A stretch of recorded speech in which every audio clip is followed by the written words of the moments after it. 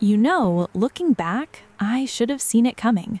My entire life, I was Emma, the quiet, artistic one, the black sheep who was perpetually figuring things out, while my older sister, Jessica, was the golden child with the perfect corporate job, the perfect husband, and the perfect suburban life. It was a narrative my family wrote for me before I even finished high school, and they were determined to stick to it. I remember the day I decided to quit my secure, albeit soul-crushing marketing job to pursue my own sustainable design company. My mother, Margaret, didn't even try to hide her disdain. She just sighed dramatically and said, "Emma, when will you settle down? At least your sister married well. That safety net is what matters." That was Margaret's gentle way of telling me I was a financial failure in progress. It wasn't just my parents, though. My cousin, Chloe, Jessica's best friend and my personal nemesis, was the cruelest of all. She had this knack for delivering biting insults with a saccharine smile. For years, I just took it. At family gatherings, while Jessica was showing off her new Tory Burch bag, I'd be in a simple, thrifted outfit, trying to talk about my business plan. Chloe would interject, her voice dripping with false concern. "Oh, Emma, still working on your little Etsy shop? It's so sweet that you have a hobby. At least your sister has a real career, running an entire department." I'd just smile and grit my teeth, but inside, those words chipped away at my confidence. What they didn't know was that my little Etsy shop was about to close a seed funding round for $890,000, and that I was quietly laying the foundation for a company that valued conscious consumerism over corporate profit margins.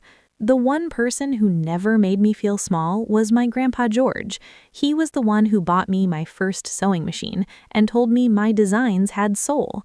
When I started my company, Terra Threads, a sustainable textile and homeware brand, he was my first investor, a whopping $5,000 from his savings. He believed in me. But in the last year, his health had deteriorated rapidly. He needed specialized care for his heart condition, and the costs were astronomical. My family, the same people who bragged about their stock portfolios, collectively wrung their hands, saying things like, "It's just too much," and "the insurance won't cover it all." I listened to them discuss starting a GoFundMe for him, and a cold wave of resolve washed over me. I couldn't let my grandfather rely on pity, not when I could do something, so I took care of it. All of it. I told my lawyer, Mr. Davies, to handle the hospital payments completely anonymously, routing the funds through a discreet holding company. The final tally for his year of advanced care, including the specialists and medications, hit just over $180,000. My family thought a miracle happened, that some distant insurance clause kicked in. Little did my family realize that the family beggar was the one footing the bill. The tension peaked at my sister Jessica's annual Christmas Eve party, a mandatory, opulent display of our family's wealth, or rather the illusion of it. I arrived in a classic, perfectly tailored black dress that was actually a bespoke sample from my upcoming line, but to them it was just a nice black dress. Jessica, naturally, was wearing a designer gown that she made sure to mention cost more than my first car. The conversation immediately turned to me. "So, Emma," my father asked, not even looking up from his canapes, "did you finally move out of that little apartment? I saw Jessica's new condo. It has a rooftop terrace."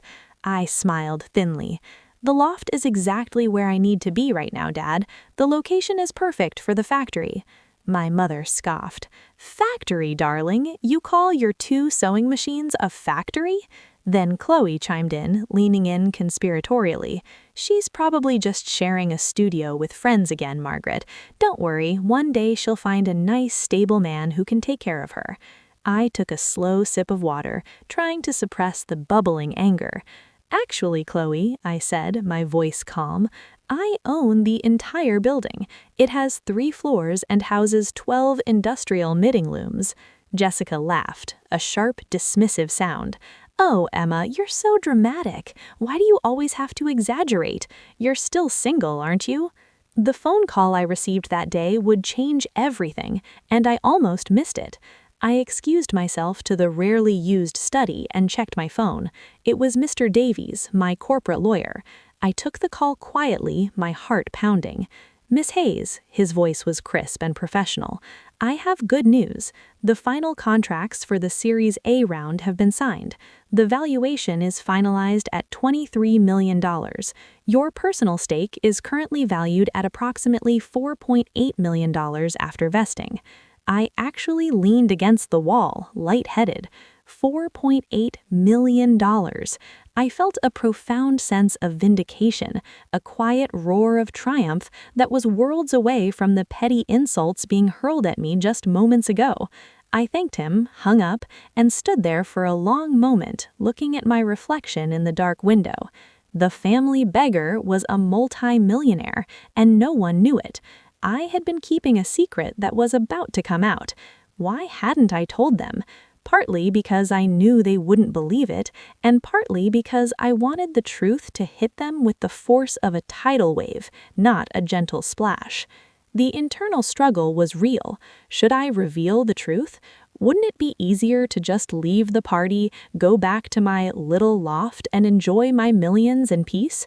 The thought of avoiding the ensuing drama was tempting, but then I thought of Grandpa George, of the way my family had been so quick to dismiss him when he was ailing, of their willingness to watch him suffer because they valued their material comfort more than his life.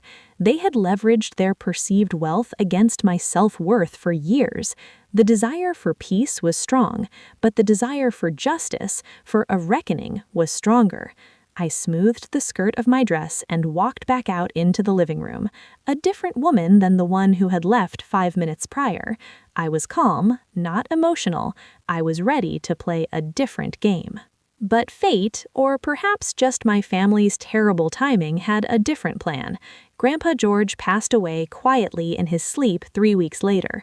It was heartbreaking, but at the same time a relief. He was no longer in pain. The memorial service was held at the family's old church, followed by a reception at my parents' house. Everyone was dressed in black, but the atmosphere felt less like mourning and more like an impromptu family status update. Jessica and Chloe, of course, were the self-appointed hosts, coordinating the catering and subtly managing the guest list. I stood by the photo display, remembering Grandpa's warmth, when Chloe approached, holding 2 glasses of champagne, one of which she clearly intended for Jessica. She didn't even offer me a glass. "Emma," she said, her voice dropping to a loud whisper that everyone could hear, "I hope you got a chance to sign the card we're sending to the hospital staff. They were so wonderful. You know, we were just talking about how lucky Grandpa was that the insurance finally started covering all the specialized care. The bills were insane. $180,000, can you believe it? Imagine if we, the family, had to cover that. It would have wiped out everyone's savings." She paused, looking me up and down with a condescending pity I'd seen 1,000 times. "Speaking of savings, Emma, I know things are still tight with your little venture. Did you remember to bring cash for the donation basket? We're collecting money for the Hospice Foundation in Grandpa's name. Don't be embarrassed if it's just a 20. Every little bit helps, even from the family Beggar." That was the trigger, the family Beggar, right there at my grandfather's memorial in front of the entire extended family. It wasn't an accident, it was a calculated, deliberate humiliation. I set my jaw, and for the first time in my life, I didn't back down. "Actually, Chloe," I said, my voice cutting through the subdued chatter, and surprisingly loud. I watched the heads of my parents and Jessica snap toward me. "I'm talking about the money," I stated clearly, "the money that everyone was so worried about, the money you all said would wipe out everyone's savings. That wasn't an insurance miracle, Mom. I paid it. I transferred the funds to a hospital foundation account via a holding company, and Mr. Davies ensured that the family was never named on the transfer. I didn't want Grandpa to worry, and honestly, I didn't trust you all to make a big, dramatic spectacle of it." I saw Chloe open her mouth, probably to call me a liar. I didn't let her. Don't bother denying it. The hospital records are all clear. The final transfer came from the holding company of TerraThreads LLC. Jessica stepped forward, her face a mask of disbelief turning to outrage. That's impossible. You don't have that kind of money. Your little thread company. My little thread company, Jessica, I interrupted, pulling my phone from my clutch, just closed a Series A round with a finalized company valuation of $23 million. Then I opened an email attachment, a PDF of the signed legal document, and held the screen up for the family closest to me to see. I didn't need to shout the numbers. The bolded figures on the legal letterhead were shouting enough. My personal stake in that company is currently valued at $4.8 million. $4.8 million. I saw my father's eyes scan the document, his glasses slipping down his nose. The color drained completely from his face. What happened next left them speechless. I then pulled out a copy of a recent business magazine, not Forbes exactly, but a highly respected design industry journal. It was a recent cover story I had kept hidden, knowing this moment would come. The title splashed across the cover was The Conscience of Commerce, How Emma Hayes' TerraThreads is Disrupting the Homeware Market. I slid the magazine onto the table next to the memorial flowers, and the glossy photo of me, the family beggar, stared up at them. Chloe instinctively reached for it, her fingers trembling as she read the first paragraph that detailed my rapid, quiet success. The look of utter devastation, of total catastrophic misjudgment on her face was profound. The panic started immediately after the shock. My mother was the first to try damage control. She rushed to me, suddenly effusive, her hands fluttering. "Emma, darling, why didn't you tell us? We're so proud of you, my brilliant daughter. You should have told us. We could have celebrated." She sounded utterly fake, and I stepped back, avoiding her grasp. "You never asked, Mom," I said simply. "You were too busy celebrating Jessica's real career to notice that mine was actually generating revenue and saving Grandpa's life." Jessica, ever the strategist, tried a different approach, the hurt sister. "Emma, how could you keep something like this from me, your own sister? It makes me feel like you don't trust us. We're family." I looked at her, truly looked at her for the first time. Her face was tight with suppressed fury and the dawning realization that the pecking order of the family wealth had just been irrevocably overturned. "Trust has to be earned, Jessica," I replied, "and every time I tried to talk about my business, you and Chloe called it a hobby and asked me when I was going to settle down. I realized my success would only be validated by you if it came in the form of a wealthy husband. Since I chose to build my own wealth, I chose to protect it, and myself, from your judgment." The rest of the afternoon was a blur of staged reactions, fake apologies, awkward congratulations, and transparent attempts to catch up on my business. Chloe, defeated, didn't say another word, standing pale and stiff by the window. My father kept glancing at the numbers on the legal document, the reality of the situation clearly hitting him hardest. He had dismissed his most successful child. I let them squirm for a while. When I finally decided to leave, I walked over to the magazine and tucked it back into my bag. I turned to my parents and sister, and with a calm finality, I set my boundaries. I'm glad Grandpa George is at peace, and I'm glad I had the ability to give him that peace of mind. But you should know this. My life is no longer up for discussion or critique. If you want to be a part of it, you treat me with the respect due to any business owner, regardless of whether you understand the business model. The old narrative is over. From now on, I will not be attending any event where my career, my relationship status, or my finances are used as a punchline. Consider this my official notice. I didn't wait for a response. I walked out the door and into the winter air, pulling my cashmere coat, a custom piece designed by one of my New York collaborators, tight around me. The feeling wasn't triumph or revenge, it was an incredible sense of peaceful wisdom and self-worth. I drove back to my loft, the entire building, and looked out over the glittering city lights. I was thriving. My business was about to launch internationally.